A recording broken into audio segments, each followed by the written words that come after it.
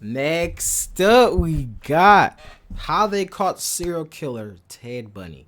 I don't know who this is. I heard his name. His very popular name, Ted Bundy. I don't know exactly who it is, but we got the infographics show. I don't. Hopefully they don't copyright their stuff. I don't know. We finna see though. You know what I'm saying? We finna see.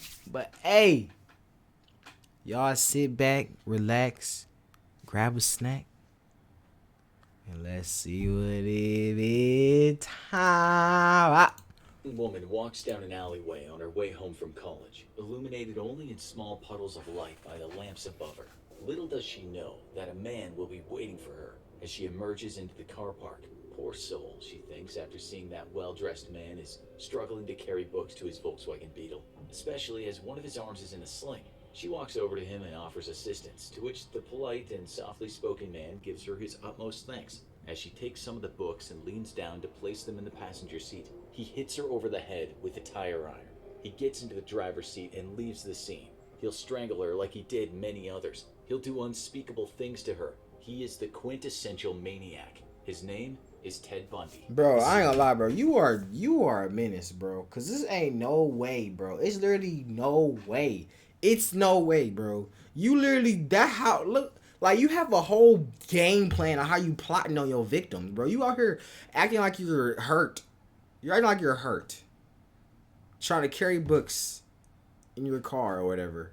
Just for females or whatever to come help you, and then you gonna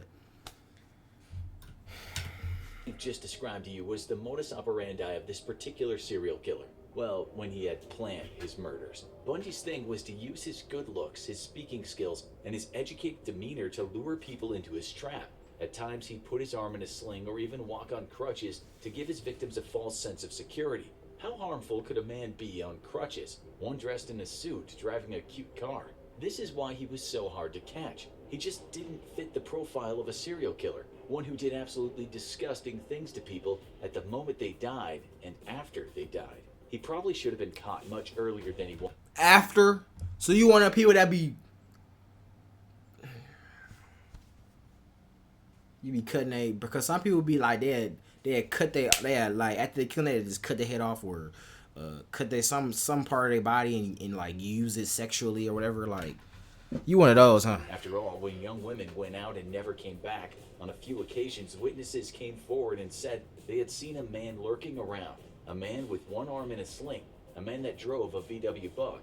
22-year-old Brenda Carol Ball was last seen talking to a guy in a car park who had brown hair and an arm in a sling. Soon after, Susan Elaine Rancourt went missing, never to return.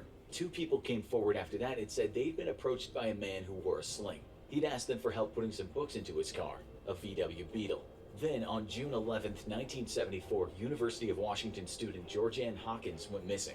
Her body would never be found. We know that she'd been with her boyfriend and she left him after midnight. On her walk home to her sorority house, she was spotted by a male friend who was driving a car. He shouted out of the window, "Hey George, what's happening?" She chatted with him for a minute or two and expressed that she was a bit nervous about her upcoming Spanish exam. Later, witnesses told the cops that they'd seen some guy skulking around in an alleyway close to Hawkins's, a guy whose arm was in a sling. One woman said he'd asked her to help him load a briefcase into a light brown Volkswagen Beetle. Little did she know at the time how close she was to being murdered. Hawkins wasn't so lucky. She fell for the trick, as any helpful person might. We know what happened to her because Bundy later talked about it. When she was close enough to his car, he hit her over the head with a crowbar. Question is, where do you keep the crowbar? You're in the same diabolic plan. What are you doing with the crowbar? How do you have one arm in a sling, one arm in a briefcase? Where's the crowbar at? Where do you have it at? Knocked her clean out. When she came around, she was obviously confused, although to Bundy's surprise, she seemed to think that he'd turned up to help her with Spanish. She was evidently in shock. This is what Bundy said about that. It's odd the kinds of things people will say under those circumstances. He strangled her and dumped her body, a body he would return to on at least 3 occasions. You can only imagine how demented he was returning to a body that was decomposing. He had his Bro. reasons, but we'll get to that. Bundy was crazy, bro. there's no doubt about it. He didn't ever think he'd be caught. He thought he was too intelligent for the police. After all, he'd worked in politics. He worked as an assistant director of the Seattle Crime Prevention Advisory Committee, where he wrote a paper on rape prevention. He did a stint at the Department of Emergency Services, where he talked about missing women and how to find them. And that's likely why Bundy didn't have any qualms about returning to the alleyway from where he picked up Hawkins. The day after the abduction, he was there at the same time as the police, hiding in plain sight as he picked up one of the girl's shoes and her necklace. If he wasn't picking up girls in a car park or close by one, he was sneaking into basements while they slept and then bludgeoning the victim with some kind of iron bar. Bundy was like the boogeyman, a serial killer that crawled through windows and viciously attacked people while they were at their most vulnerable. But he was also a con artist. He played confidence tricks and he was very good at it. Investigators knew that when girls went missing, at times a man was seen with an arm in a sling, a man that owned a VW Beetle. Surely Bundy was easy prey after that. How many VW Beetles were there in those areas when the abduction happened? Areas dotted around the Pacific Northwest. The reality was Bundy's reign of terror was only in the early stages. The public and police were worried, that's for sure. Young folks stopped hitching rides, and many became fearful of talking to strangers or leaving their windows open at night. Those with most to fear were young white women. Bundy's victims were almost always in their late teens or early 20s. They were Caucasian, and most of them were attractive. They studied at university and were said to be intelligent and gifted students. Another thing was the fact that each girl disappeared at a college where construction work was going on.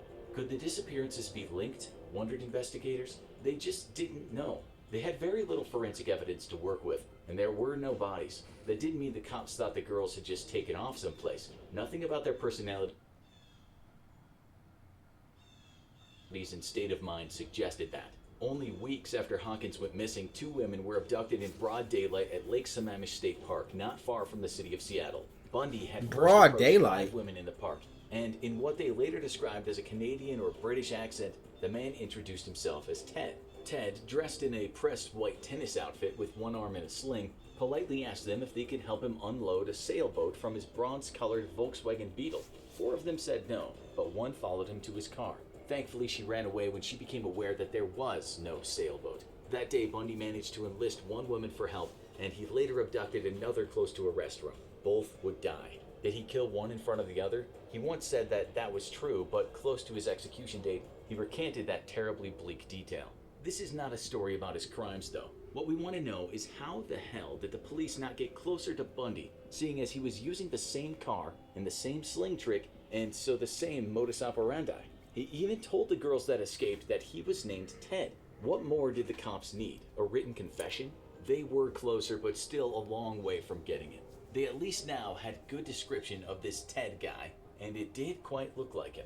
In no time at all, this sketch appeared in many newspapers and was shown on TV. Remember that we said Bundy worked at the Department of Emergency Services? Well, one of his co-workers there saw the sketch and heard about the Volkswagen Beetle, and she knew she was looking at her colleague, Mr. Bundy. She made a call to the cops, as did another person that knew Ted Bundy. The cops at the time were receiving something like 200 of these calls in one day. And they quickly assumed that a clean-cut law student with no criminal record couldn't be behind the abductions. Serial killers didn't look like that, or so they thought. The heat was on, though, and Bundy knew it. A couple of months after his last murder, bones were being found.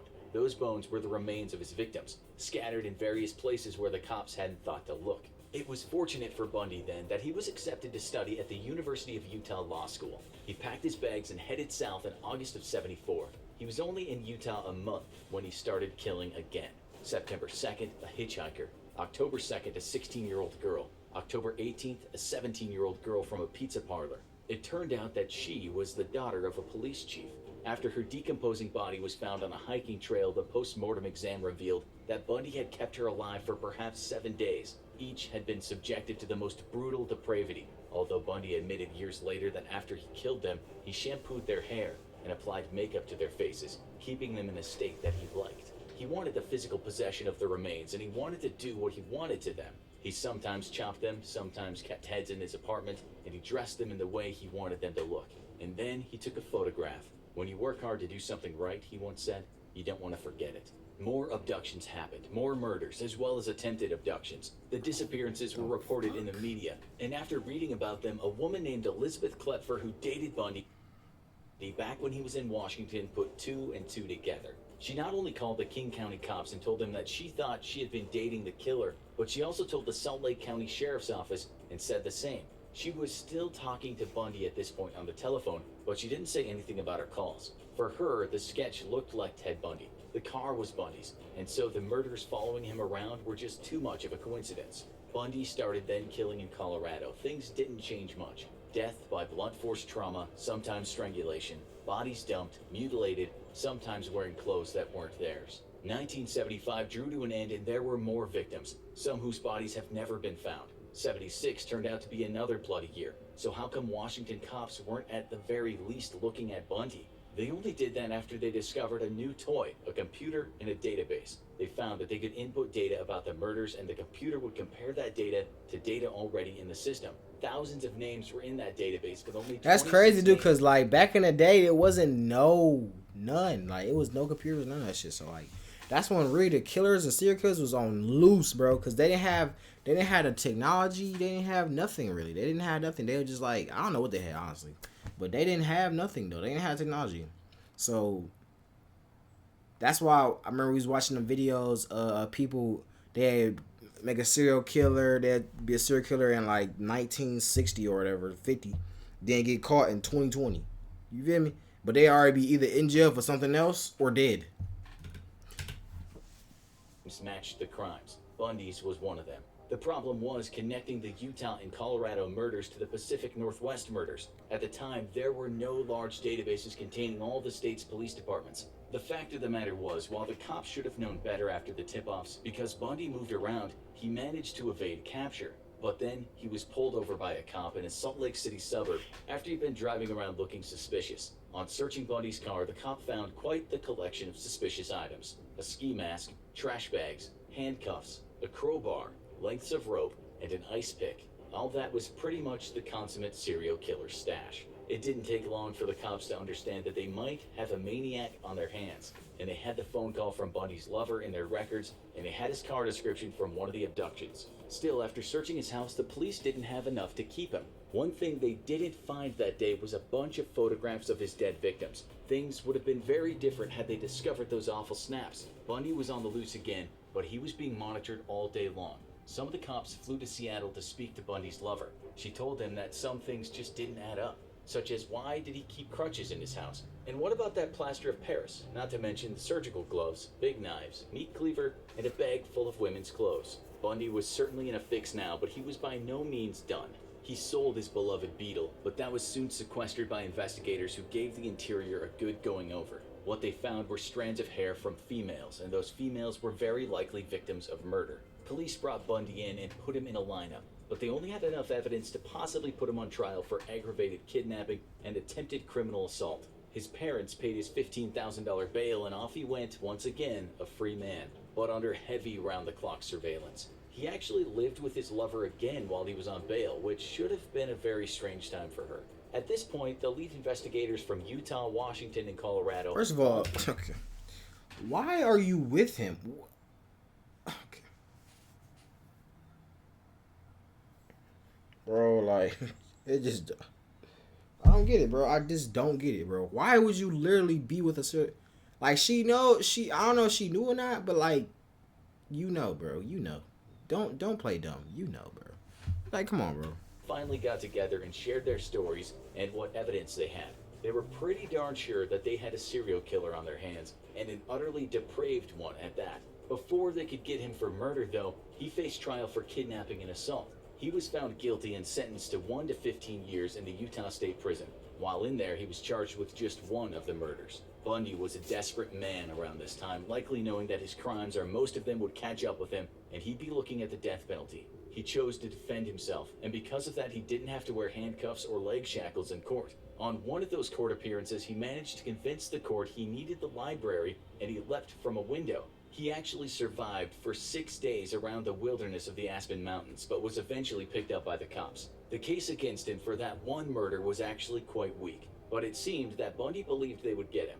If he was done for that case, more cases might follow. Over a period of 6 months, he got his hands on a floor plan of the jail. He saved money after getting it smuggled in by visitors, and he also got himself a hacksaw. On December 30th, 1977, Bundy filled his bed with books, so it might look like he was sleeping. He then got through the ceiling and into an apartment. There, he changed into civilian clothes, and then he walked out of the jail. He went from Chicago to Atlanta to Florida in stolen cars, only stopping to steal certain items or wallets from people. On January 15, 1978, he walked around at night in Florida State University. In the early hours of the morning, he assaulted, bludgeoned, strangled, and bit 3 sleeping women in 3 different rooms, all within about 15 minutes. 2 of them survived but were very badly injured. He left the sorority house and went to an apartment building where he viciously attacked another girl, fracturing her skull and jaw. There he left behind one of his favorite things, his pantyhose mask. Police also found sperm and hair samples. Bundy later drove to Jacksonville where he abducted and killed a 12-year-old girl. A few days later, he was stopped by a police officer. During questioning, he kicked the man's legs and ran for it. The cop fired warning shots, but Bundy kept running. He was too slow. He was tackled, and in spite of his best efforts, he couldn't get the gun from the cop. Bundy was done for. Sat in a car, handcuffed, on his way to certain death. Still, this Florida policeman didn't know who he had in the car. He was not aware that he was carrying one of the USA's most wanted fugitives. He certainly had no idea that the occupant of his vehicle would become known as one of the worst, most vile serial killers of all time. A demon whose warped brutality knew no bounds. And do you know what Bundy said to the cop while he was in the car? He said, "I wish you had killed me." Eventually, he confessed to 30 murders, but there could have been many more. On January 24, 1989, age 42, Bundy took his final breaths in the electric chair. His last words were, "I'd like you to give my love to my family and friends." Now, you need to watch this. Who are the most evil serial killers? Okay, buddy. You know what, buddy? Hey, man. Y'all like, comment, subscribe. Comment, react to next, man. Follow me on Instagram, where I'm most active at. We on a grind to 100K, man. I'm out.